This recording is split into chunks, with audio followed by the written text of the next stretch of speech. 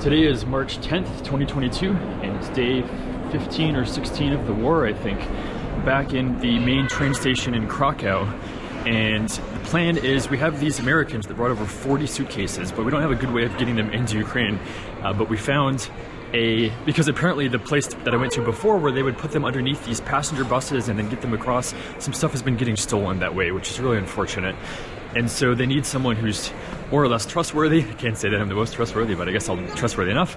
And we will link up with this Ukrainian guy who has some kind of big van type of vehicle, and he will take us to the border and we'll try to load up all these suitcases, and then we will drive the van across the border, unload these suitcases to friends on the other side, and then drive back. The reason that that guy cannot enter Ukraine is because Ukraine is currently not allowing men age 18 to 60 out of the country because there's sort of a draft in place.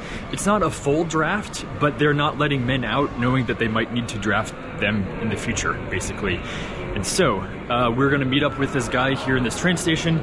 He's going to drive us down closer to the Slovakia border with Ukraine near Uzhgorod, and then we're going to go from there.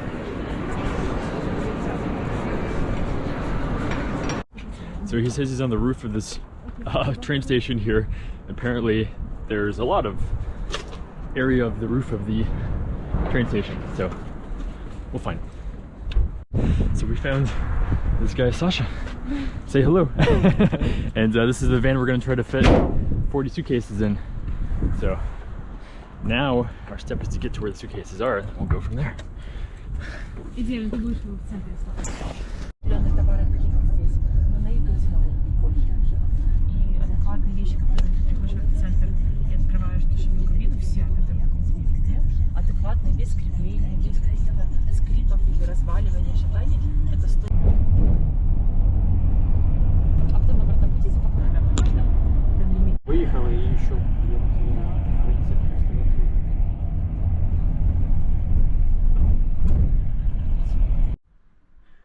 So we made it to this so-called hotel, which is actually someone's apartment building, and I'm just enjoying kind of how well this was done compared to what I'm used to in Ukraine, at least.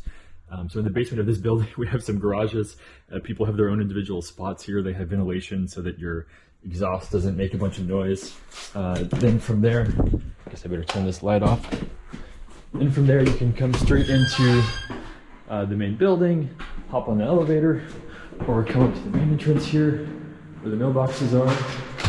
And yeah, it's just a pretty nice looking building, only 3 or 4 floors tall, a couple right next to each other, and gate at the front, plenty of parking rooms outside underneath if you don't need your own garage. So yeah, pretty nice spot. We should copy and paste this plan and build some in Ukraine after the war is over.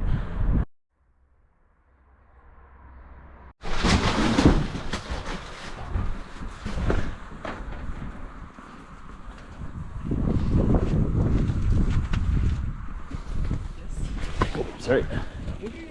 I will put this in.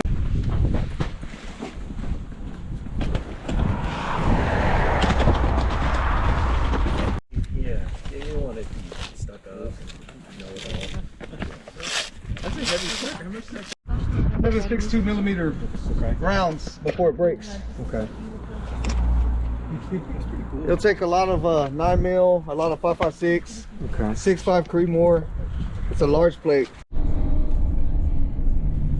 We got everything all loaded up. It took a little bit longer than we had initially hoped for, but we're on the road. It's 2:40 and it'll take us about 4.5–5 hours to get to the border between Slovakia and Uzhgorod. Now we're in about an hour out of Krakow. Basically all these roads are really small ones. There's not any good highway.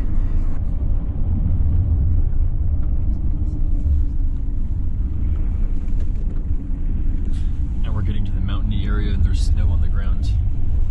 Carpathian Mountains, same ones that are in Ukraine actually, but we're on the Polish side of them. Then we'll go to Slovakian side, and then we'll actually go through the mountains, and then on Ukraine we'll already be on the other side of the mountains, or Zakarpattia, which means like beyond the Carpathians on the Ukrainian side. And that side of Ukraine is probably the safest area of the whole country now because it's really close to Hungary,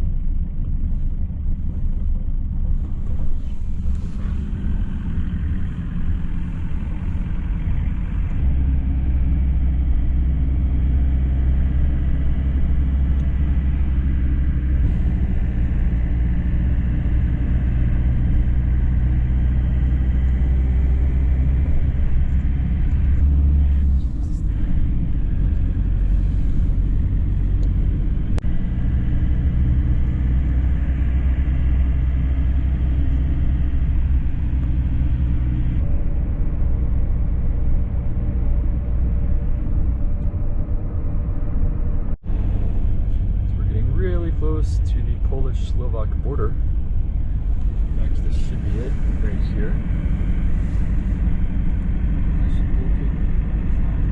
You can see the sign up there. And here we are, Polish border and Slovakian border. Now we're in Slovakia.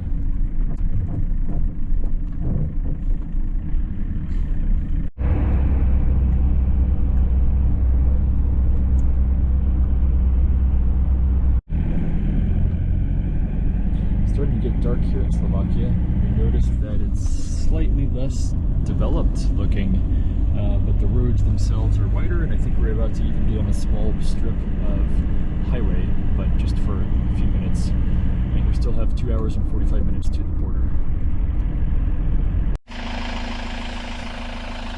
Making a quick restroom stop here in Slovakia. We're about an hour away from the border, and the Ukrainian driver cannot drive across the border because if he does, then he'll get stuck there, because Ukraine is currently not allowing people from 18 to 60 males out of the country due to the possible need for using them in the war. And so, but I'm not a citizen of Ukraine, I'm an American, and so I can drive in and out. So he's driving his vehicle, you know, almost to the border. I'm just going to drive it the last half hour so I can get some practice.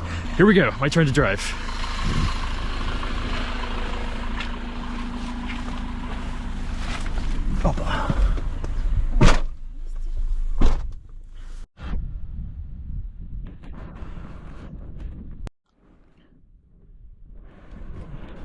So we're at the border, and they flagged us down and said that they can help us get across a little bit faster. We already passed through 2 police checkpoints because we have humanitarian help.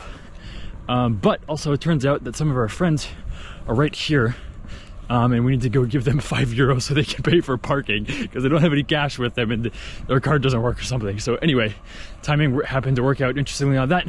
So I'm running to meet them, give them the €5, and then they'll keep making progress in the humanitarian line. Meanwhile, there's not that many cars here going this way, which is, I guess, to be expected, but on the way back, but we're gonna see if we can get some other people to take it back. So anyway, oh, and also when we were at the border there, the Polish guys were like, where are you going? We said, Ukraine. And they said, you can't go there, there's like war there now. And I said, we know, we gotta go help our friends there. So he said, oh, where are you from, or where do you live? And I said, I live in Kiev, and Oksana spoke in Ukrainian. He said, okay, good luck.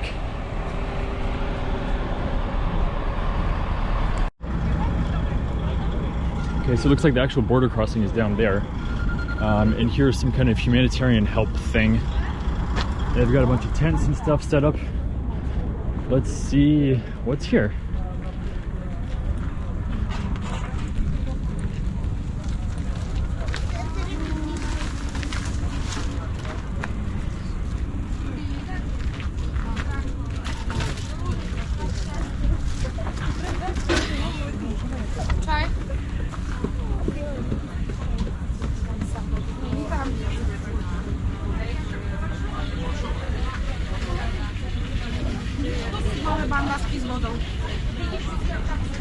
Ooh, look at that soup. Looks like some good stuff.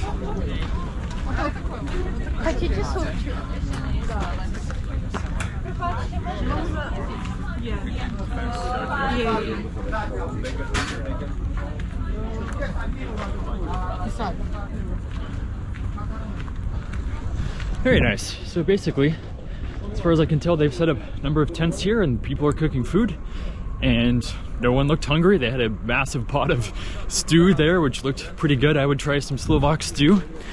And so that's great. I think I see some restrooms up here. Let's see what we got. Yep. Here's the restrooms. Oh, this says girls. Oh, that's a shower right there. This says girls shower, that says guys shower. Okay, let's see what a restroom looks like. Oh, pretty good. Not too bad, I would say. Pretty nice. So, thank you, Slovakia. Pretty good.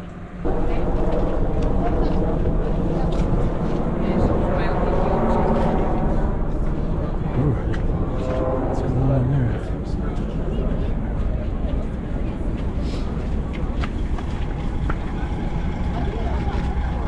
So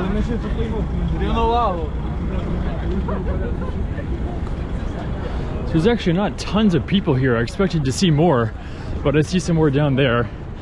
I know that sometimes they don't like for people to film at the border, so I don't know if I can film much more after this, but I'll see. So actually, I think there's not that many people here because, well, really we strategically chose this border based on the live updating map of which borders have what amount of people and cars. We saw that this one was like one of the best ones. And so most people, I think, are going out to Poland because it's faster to go from Kiev to Poland than from Kiev to here. It's further if you look on a map. So I think that's why not that many people are leaving through here, because it's further away. It's faster just to get out to Poland, to get out of the country, at least. Okay, so we're in line and see how long it takes. So basically we made it across the border. Time was not too bad, actually. It's midnight. Everything made it through. They looked at all the humanitarian documents that we had that said it's from blah blah blah kind of organization or something. And so, yeah, pretty successful so far.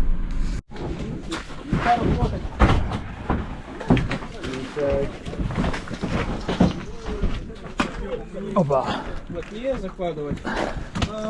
To ty kwasny, taki podążaj.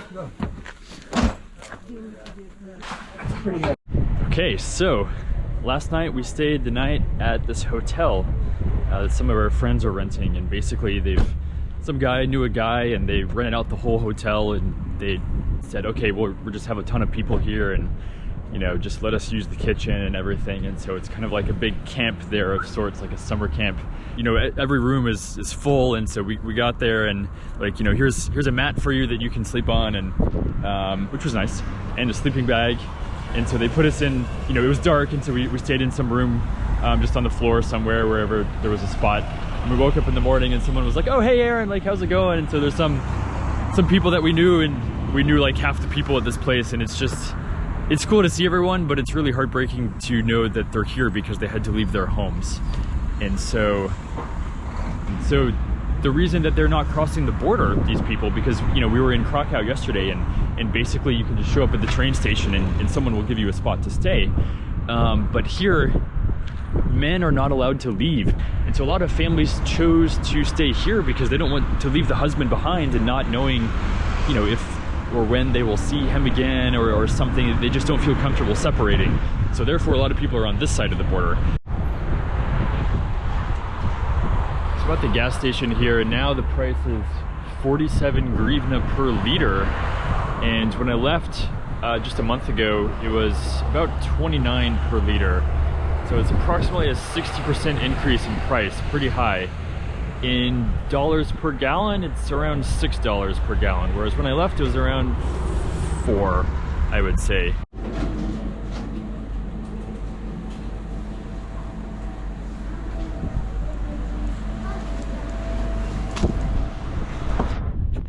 This is one of the nicest gas stations that's all over the country. It's called Oko. They have this cool green theme to them, but you probably noticed that no one is wearing a mask.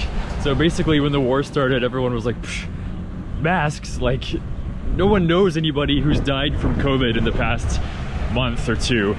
But unfortunately, a lot of people that have died from the war, so people just don't care about masks anymore and focus on bigger issues. One problem goes, the next problem comes.